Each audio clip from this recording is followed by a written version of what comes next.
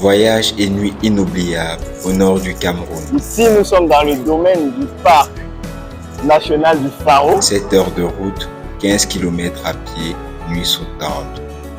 L'aventure dans les monts Alantika, chez les peuples Koma, n'est pas qu'une aventure culturelle, c'est une expérience aux multiples facettes.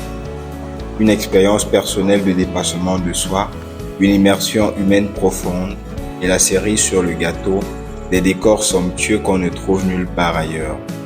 Après vous avoir présenté la communauté Koma, nous revenons dans cet épisode sur le palpitant voyage qui nous a menés chez eux. Je vis ma meilleure vie en direction des monts Atlantika dans le nord du Cameroun. Sur la nuit inoubliable que nous avons passée à Bimlero et bien sûr sur les paysages extraordinaires qui ont marqué à jamais nos esprits. Nous, c'est The Gourmet Discovery et bienvenue sur notre chaîne. Ici, nous parlons voyage, nous parlons culture, nous parlons découverte. N'oublie pas de t'abonner et d'activer la cloche pour ne rien manquer de nos aventures rocambolesques.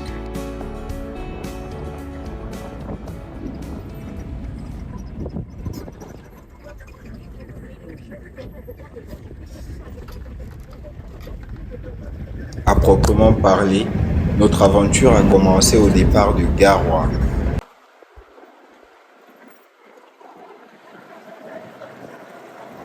C'est un périple d'initiés qui nous attendait. Nous avons réservé un robuste 4x4 Land Cruiser pour l'occasion.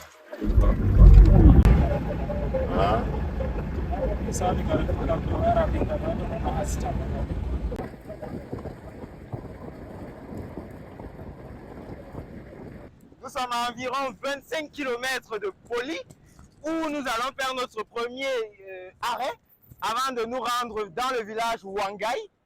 Passant par Poli et Godé, il nous a fallu à peu près 10 heures de temps pour rejoindre Wangai.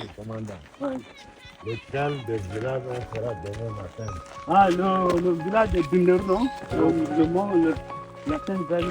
village de Bimlero. À Wangai, c'est une marche longue de 10 km qui nous attendait La fumée là, non? Devant nous. avant de regagner Bimlero. Vous voyez un peu la fumée sur la montagne là. Voilà. Là. La marche était longue, très longue d'ailleurs avant d'arriver au village. Par contre, le paysage était de plus en plus lunaire et on avait l'impression de ne pas ressentir les kilomètres. Il faisait si chaud qu'on a dû presque nous déshabiller et marcher torse nu. Il faisait hyper chaud, mais le paysage était si beau qu'on ne voyait ni le temps ni les kilomètres passés.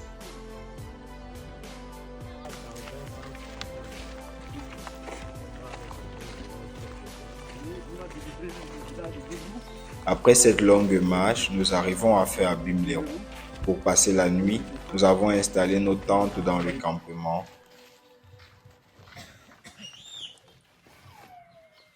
C'est un peu l'eau à hacher la bec.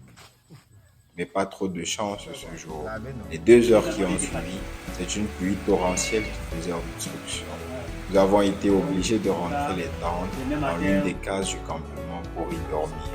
La nuit tombée, on nous a servi un plat traditionnel, le couscous sauce baoba, qu'on a pris plaisir à manger tous ensemble, avec comme dessert du miel local.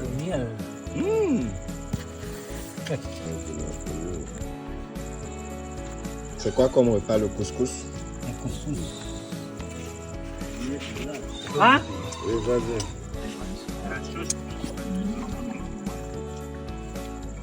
Vas-y, ne nous apprends pas la cuisine qu'un Italien m'a appris à Lobeke.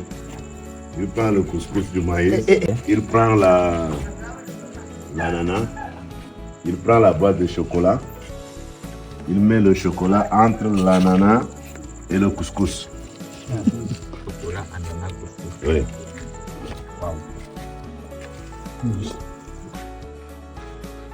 Nous avons passé un chaleureux moment avec nos hôtes. Au petit matin, nous attendait un bain dans l'un des cadres les plus somptueux que nous ayons vus au Cameroun, les gorges de Bimlero.